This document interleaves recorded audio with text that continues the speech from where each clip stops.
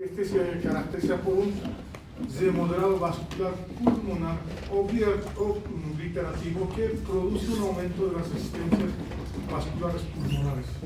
Este es un dato clave que genera una sobrecarga de presión del ventrículo derecho y sin tratamiento acaba claudicando y la insuficiencia cardíaca es causa habitual de muerte en este tipo de pacientes. El pronóstico no es tan bueno si no se hace un tratamiento oportuno y un diagnóstico precoz.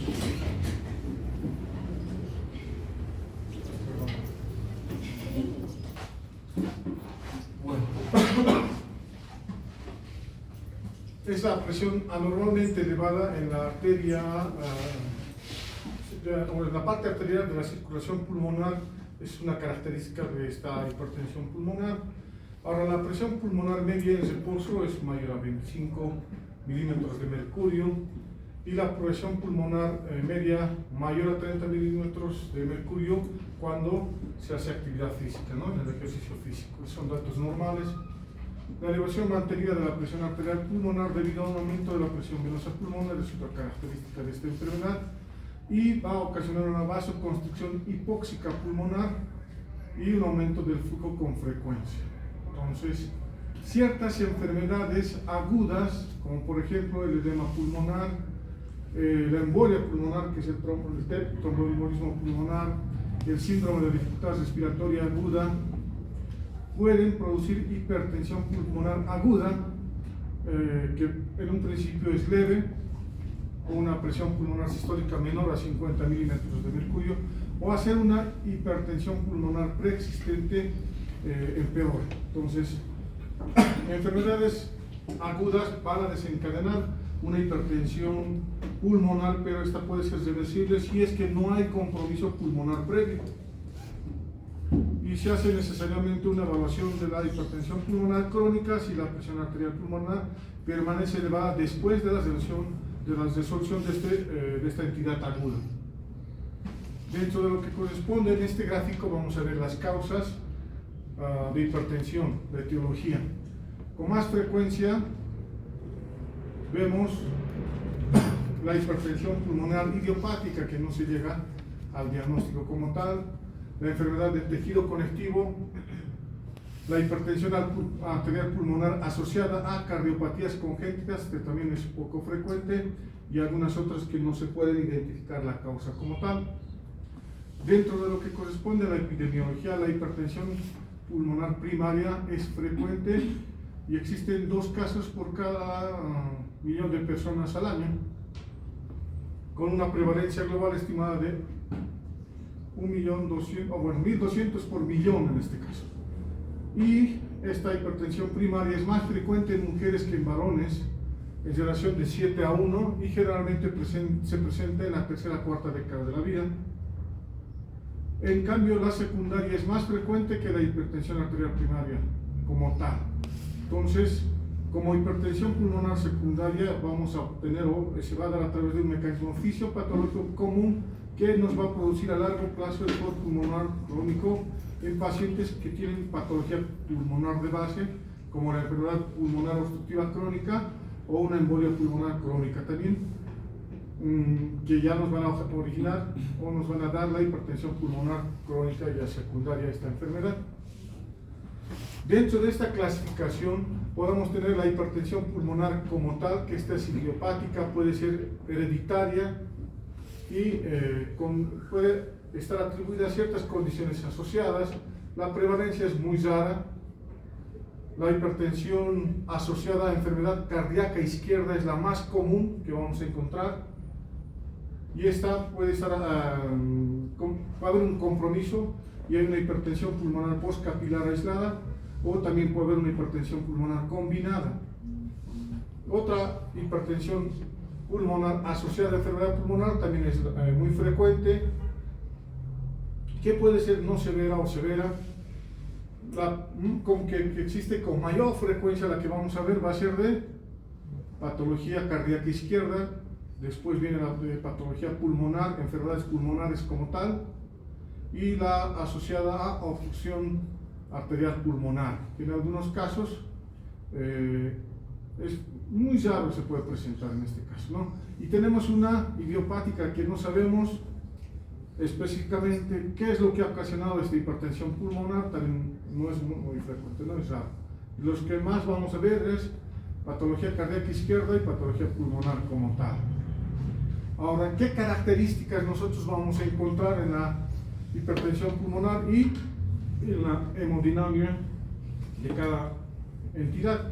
En relación a la hipertensión arterial pulmonar como tal, existe una hipertensión precapilar, donde la presión arterial pulmonar media va a ser mayor a 20, la presión capilar pulmonar va a ser menor o igual a 15, y la resistencia vascular pulmonar va a ser mayor a 2. Ahora, la que es más frecuente, recuerden muy bien estas características, es la asociada cardiopatía isquémica, puede tener una hipertensión pulmonar postcapilar o puede ser combinada, tanto pre y postcapilar. Una presión arterial pulmonar media de mayor a 20, una presión capilar pulmonar mayor a 15, a diferencia de la primera, fíjense que esta es menor.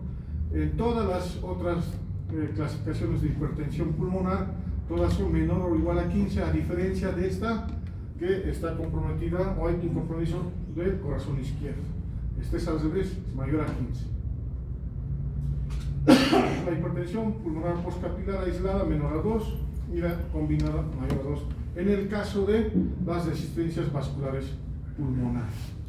La asociada enfermedad pulmonar también comparte el mismo dato, o todas las hipertensiones comparten el mismo dato de presión arterial pulmonar media de mayor a 20 milímetros de mercurio, ¿no? Lo que va a variar sí es la presión capilar pulmonar y además de las resistencias vasculares pulmonares, que son similares en el resto de las otras clasificaciones que no son muy frecuentes.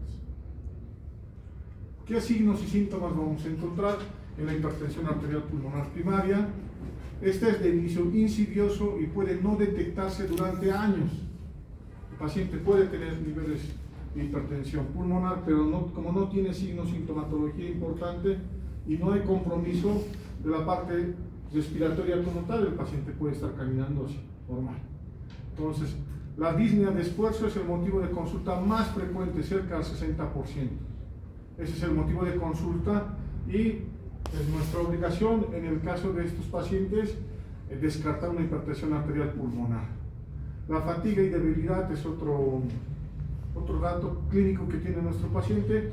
El síncope es una de las características que puede acudir al paciente de etiología no determinada. Se hace el estudio, se hace el diagnóstico diferencial de síncope y podemos llegar a que el paciente pueda tener una hipertensión arterial pulmonar. Dolor torácico, que no es tan frecuente, vamos a encontrar un aumento del segundo componente pulmonar y en este caso del segundo ruido cardíaco va a haber un incremento, ¿no? Y podemos encontrar algunas veces la auscultación un S4 derecho. La distensión venosa yugular, que pues, va a estar frecuente, esto por el compromiso que va a repercutir a nivel cardíaco en el caso de la insuficiencia cardíaca. Podemos tener distensión abdominal cuando es mayor el compromiso y este es retrógrado, va a ocasionar inclusive ascitis por la presencia de edemas que va a ser progresivo, el aumento de volumen en miembros inferiores que va a ir progresivo, puede llegar hasta formar una ascitis. El impulso paraesternal va a estar prominente. Podemos auscultar un soplo sistólico de insuficiencia tricuspidia que se escucha mejor a lo largo de la línea paraesternal izquierda y va a aumentar su intensidad con la inspiración, ¿no? Para los que van a estar repasando semiología, la mano del pachón se le hace rotar brevemente hacia la izquierda al paciente y se puede auscultar mejor este tipo de soplo. Y el edema periférico es característico, ¿no? En cuanto a la fisiopatología como tal, primero vamos a encontrar una vasoconstricción. Este es un componente temprano en el desarrollo de la hipertensión pulmonar. Se debe a la anormal función o expresión de los canales de potasio en las células del músculo liso y a la disfunción endotelial, que se va a caracterizar por un desequilibrio en la producción de las sustancias vasodilatadoras y vasoconstrictoras. Va a haber mayor expresión de la endotelina 1 en las células del endotelio vascular pulmonar, que sugiere su contribución a la patogenia de la hipertensión pulmonar. Y los resultados de la terapia con antagonistas de los receptores de endotelina respaldan la relevancia de esta vía en la patogenia de la hipertensión pulmonar. Entonces, lo primero que vamos a ver es vasoconstricción. Posteriormente, va a haber un remodelado vascular. Este proceso va a afectar a todas las capas del vaso debido a cambios proliferativos y obstructivos que van a involucrar varios tipos de células. Con un aumento de la proliferación de la matriz extracelular, va a haber la hiperactivación de la angiopoietina, un factor angiogénico crucial para el desarrollo vascular pulmonar y se va a asociar directamente con la gravedad de la hipertensión pulmonar. Entonces vamos a encontrar después un remodelado vascular. Posteriormente viene la inflamación. Siempre va a estar la inflamación en la fisiopatología de la mayor parte de las entidades patológicas, tanto pulmonares, cardiovasculares y de otras índoles. Vamos a encontrar inflamación.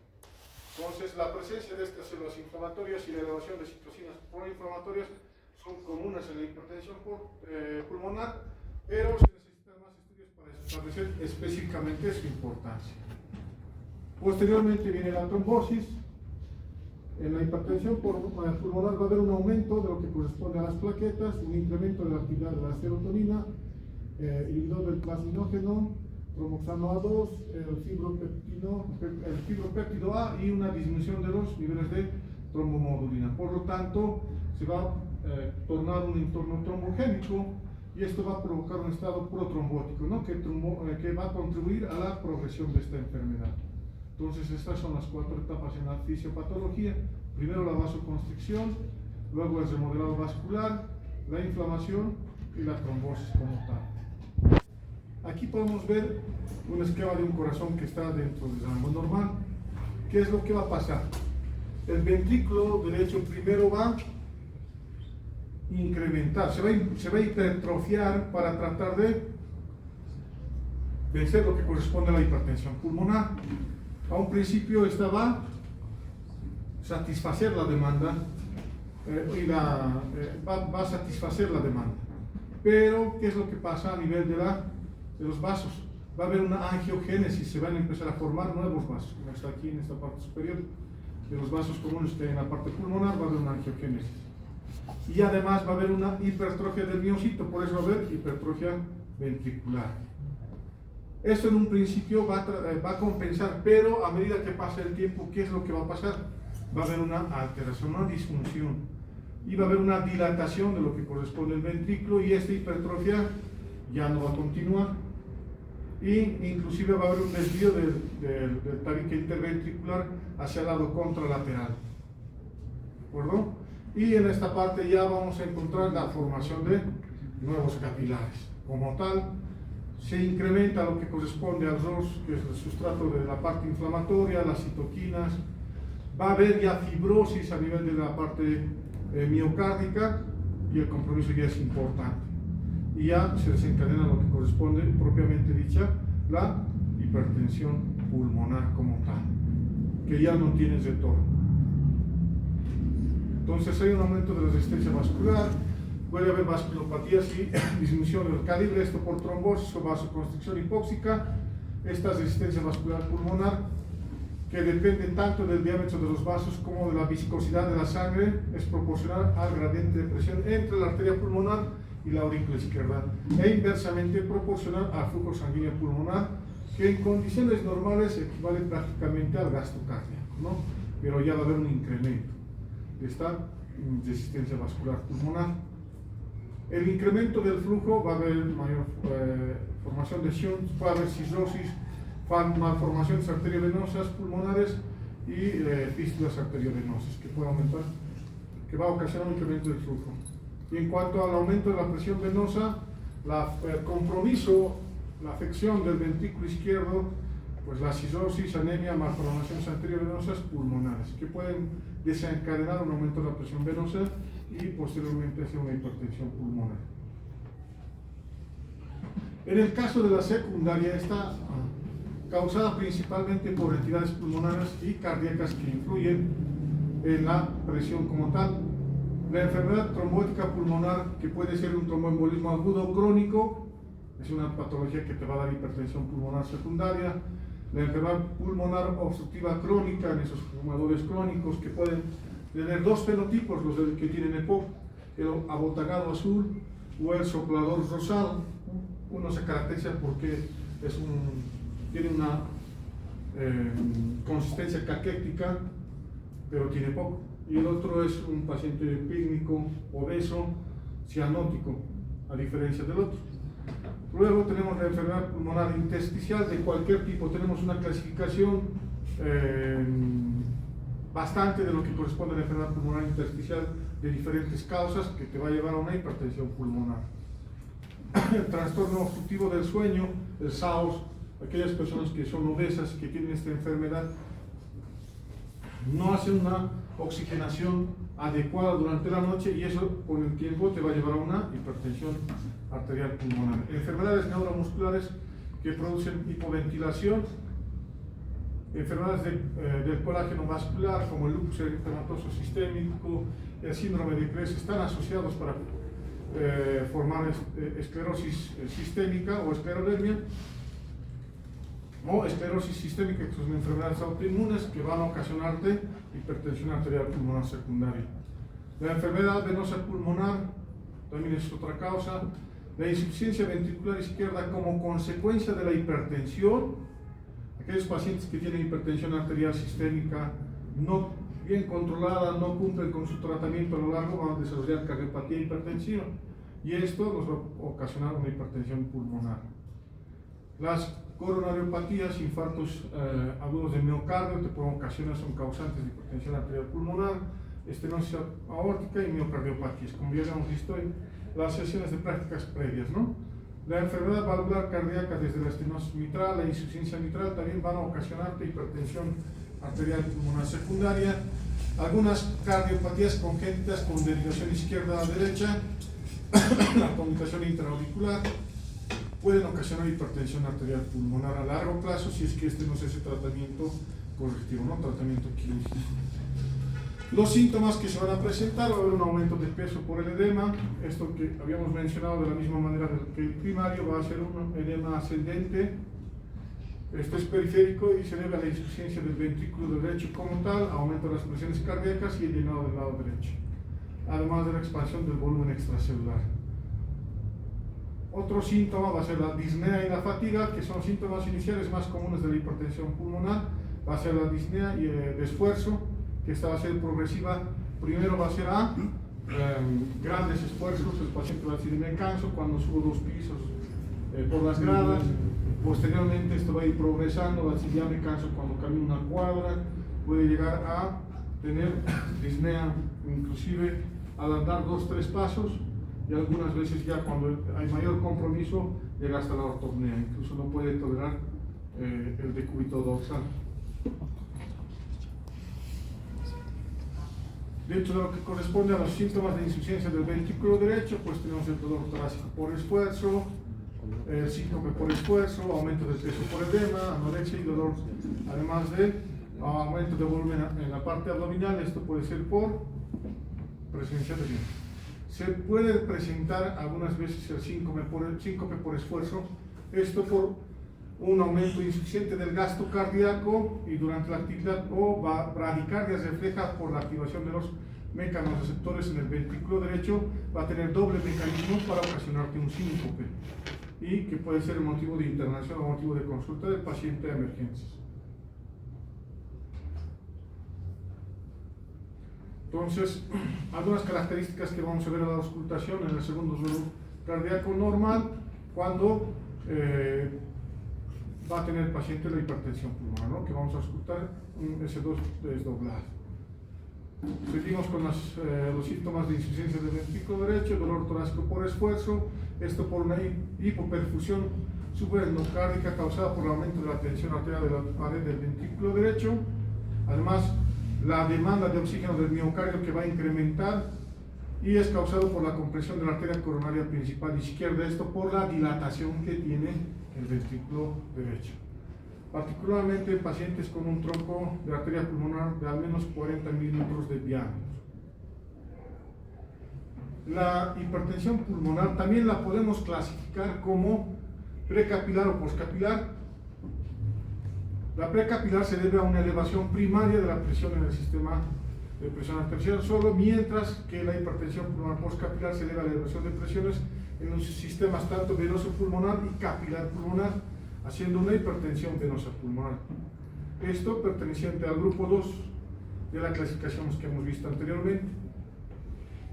En la práctica, algunos pacientes tienen características mixtas, pre y postcapilar, la que habíamos visto que es la más frecuente, que es la por patología o cardiopatía izquierda, ¿no? Estas son ciertas características que vamos a ver. La presión arterial pulmonar mayormente son las mismas que hemos visto en el gráfico anterior, ¿no?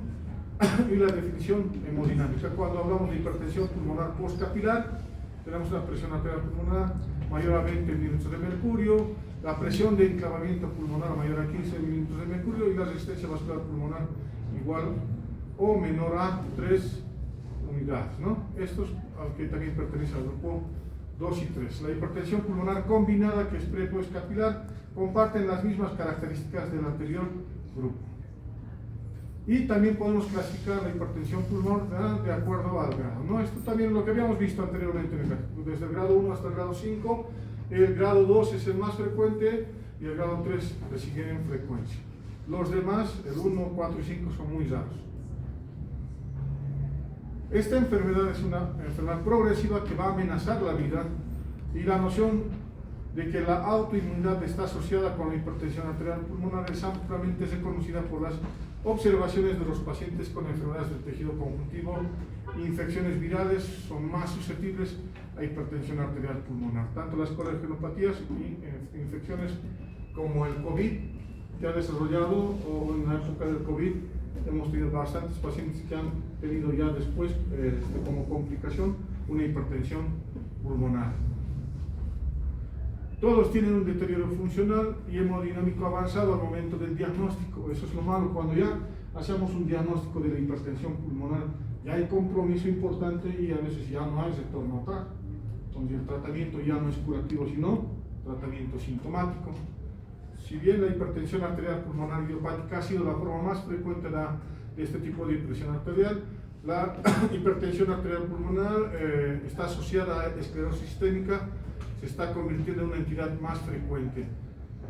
Esta enfermedad, que es una enfermedad autoinmune, cada vez está aumentando en su prevalencia, y por lo tanto estos pacientes, además con el tratamiento actual que hay, el pronóstico de vida ha incrementado. Entonces, de hecho, ya las complicaciones de este tipo de enfermedades o coagulopatía pues están más presentes, por eso hay mayor cantidad de personas que tienen este diagnóstico y que desarrollan hipertensión.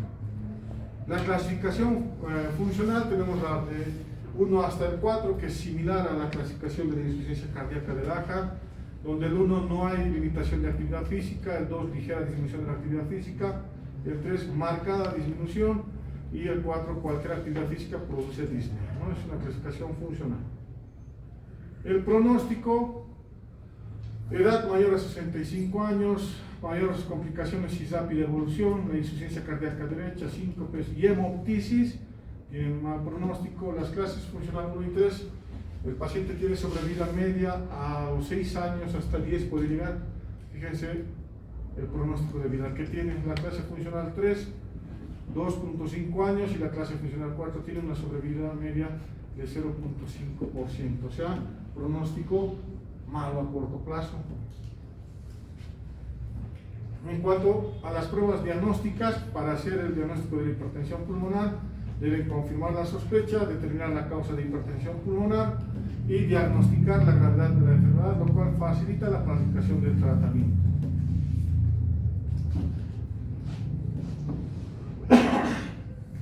Este es un glucograma para hacer el diagnóstico. Debemos determinar dilataciones auriculares, ventriculares, cardiopatía valvular, congénita izquierda. Esto lo vamos a determinar a través de un ecocardiograma, y un electrocardiograma nos puede ayudar también. Si tenemos patología pulmonar como tal, enfisema o fibrosis, alteración torácica, la podemos observar no muy bien en una radiografía de tórax, pero nos ayuda, y también debemos hacer pruebas de función pulmonar. Si tenemos trastornos del sueño, hay que hacer estudios del sueño. Entonces, el electrocardiograma debe mostrar derivaciones del eje a la derecha e hipertrofia del ventrículo derecho. Entonces, vamos a encontrar D1 y ADF positivo, eso va a ser normal. Vamos a encontrar desvío a la izquierda cuando el D1 es positivo y ADF es negativo, pero este es el dato que nosotros debemos recordar. en D1 negativo y EB positivo, un desvío a la derecha con un crecimiento de las cavidades derechas. Entonces, este es un electrocardiograma característico de una hipertensión pulmonar. Tenemos un eje desviado a la derecha con datos de hipertrofia ventricular, una onda en B1, un R mayor a 5 milímetros, una onda R en B1 más B6, que es mayor a 10 milímetros, o un infradesnivel, que vemos, fíjense, el infradesnivel desde B2, B3, B4, B5, no fíjense el infradesnivel que hay, que eso no es normal. Entonces, recuerden que en el síndrome coronario agudo, un dato del supra o infradesnivel es sinónimo de síndrome coronario agudo, ¿de acuerdo? Pero no siempre es específicamente o exclusivo de un síndrome coronario agudo. En el caso de una hipertensión pulmonar también podemos saber estos infradesniveles del segmento ST y también la onda T negativa, ¿no? Que es característica de la hipertensión pulmonar. Fíjense cómo está ese trazo, infradesnivel, onda T negativa.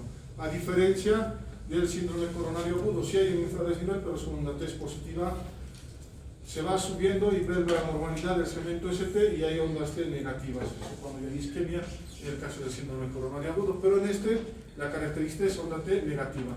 Desde B1 hasta B4 tenemos cómo va progresando. Entonces, esa es la característica de un paciente que tiene hipertensión arterial pulmonar.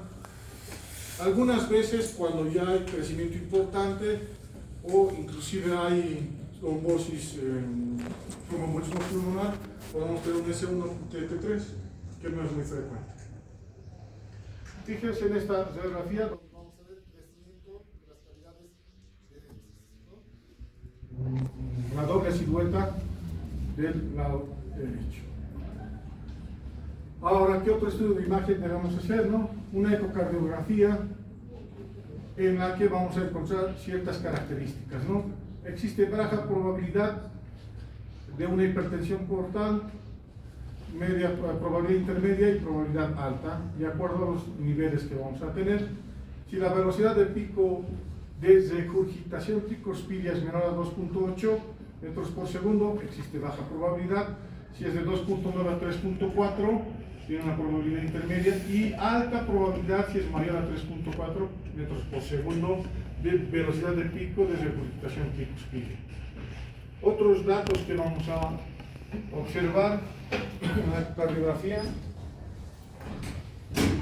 tenemos parámetros indirectos sugestivos de hipertensión pulmonar. La relación diámetro basal o área mayor a 1, aplanamiento septal, en sístole o diástole, el TAPC sobre el PAPS menor a 0.5 milímetros de mercurio, el TAPC, que es la excursión sistólica del anillo tricuspidio, y el PAPS, que es la presión arterial pulmonar sistólica. Haciendo una relación, tiene que ser menor a 0.5. Otros datos en cuanto a la arteria pulmonar: tiempo de aceleración pulmonar menor a 105 metros milisegundos, y un notch sistólico.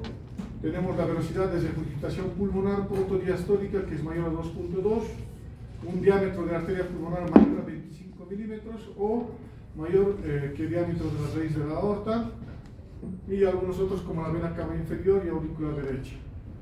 ¿Qué características? Una vena cava inferior mayor a 21 milímetros con colapso inspiratorio reducido y una área de aurícula derecha mayor a 18 centímetros. Son ciertas características sugerentes de hipertensión pulmonar, pero la que nos permite clasificar como probabilidad baja, intermedia y alta va a ser la velocidad de pico de regurgitación tricuspidia, ¿no? Y aquí podemos observar la ecocardiografía en sus diferentes proyecciones.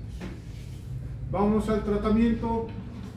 Como medidas generales, la actividad física: se recomienda el entrenamiento físico supervisado en los pacientes estables y con tratamiento farmacológico óptimo, pero el impacto que tiene es positivo y la capacidad de ejercicio y calidad de vida van a mejorar. Esto es una recomendación nueva de las guías europeas. Por lo tanto, la actividad física no está contraindicada, pero debe hacerse un paciente que está bien compensado y bien controlado. La anticoagulación, pues podríamos decir que sí debe estar indicada, pero no se recomienda de forma sistemática porque no hay estudios que nos respaldan eso, ¿no? Algunas veces puede ser perjudicial en algunos tipos de enfermedades. Entonces solo debemos considerar si algún paciente tiene un aneurisma de la arteria pulmonar, específicamente que tenga mayor a 50 milímetros. ¿Por qué? Porque así evitamos trombosis in situ. Después no está recomendada la anticoagulación. Dentro de los diuréticos, sí está recomendado, como en cualquier caso de insuficiencia cardíaca, que podemos utilizar desde diuréticos de asa, que es la furosemida, que es la que con mayor frecuencia usamos, pero hay que tener mucho cuidado con los efectos secundarios por las alteraciones de los electrolitos, ¿no? En cuanto a la hipocalemia. Las tiazidas y antagonistas de los receptores de mineralocorticoide, tanto asociados como en combinación, que pueden ser útiles.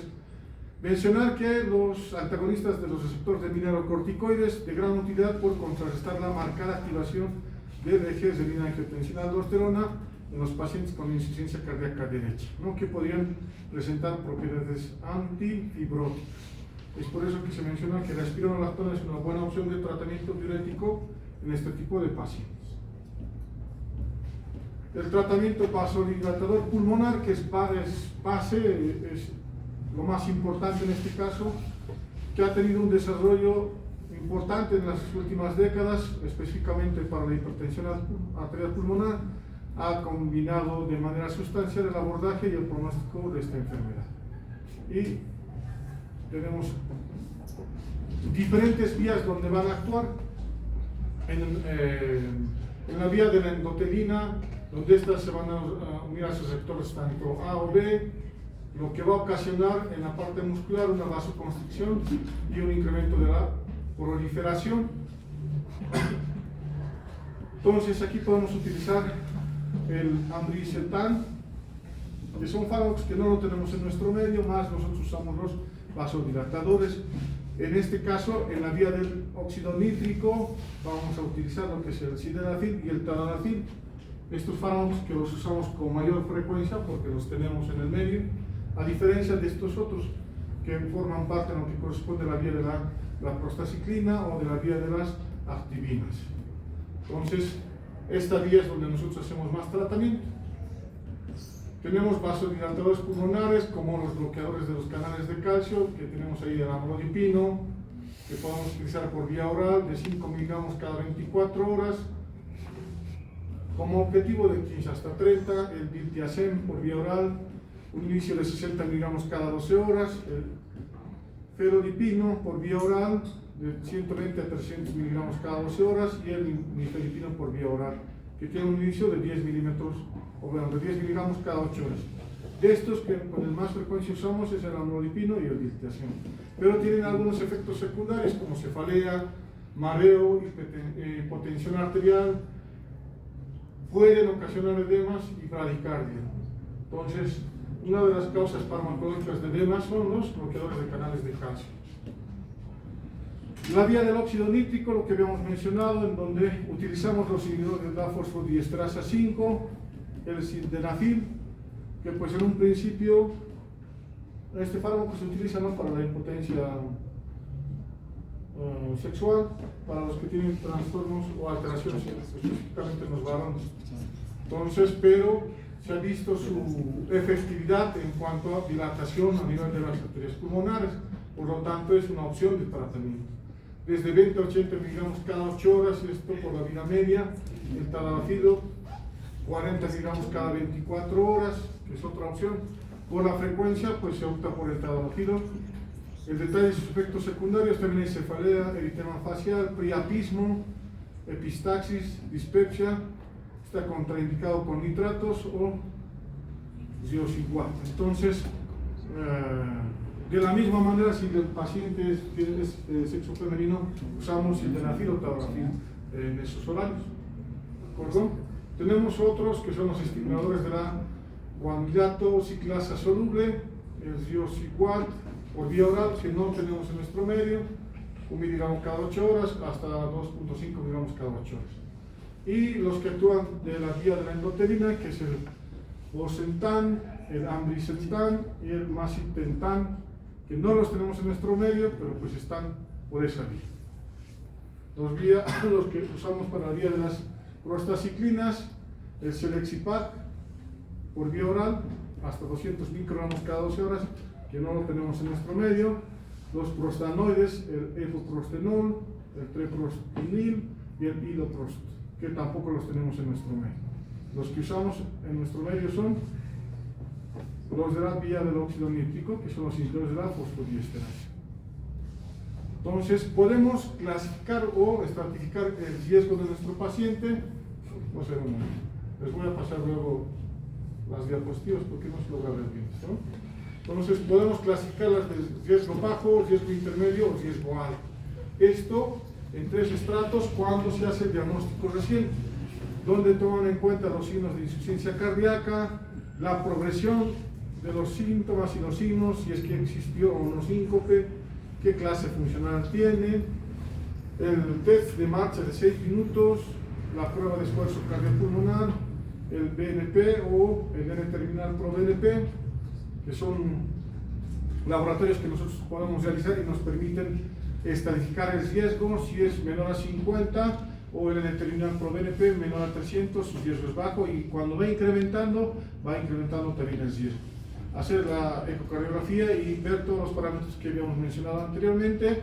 En esta clasificación también forma parte de lo que es la resonancia magnética cardíaca, que se la puede hacer, y los estudios hemodinámicos. Y cuando ya el paciente está diagnosticado y ya está establecido el diagnóstico y está haciendo tratamiento, podemos estratificarlo también para su pronóstico, pero ya en 4, ¿no? Riesgo bajo, riesgo intermedio alto y riesgo muy alto. Y de la misma manera, tomando en cuenta los mismos parámetros que habíamos mencionado, puntos otorgados de 1, 2, 3, clase funcional, el test de la marcha de 6 minutos, el BNP y el terminal pro BNP.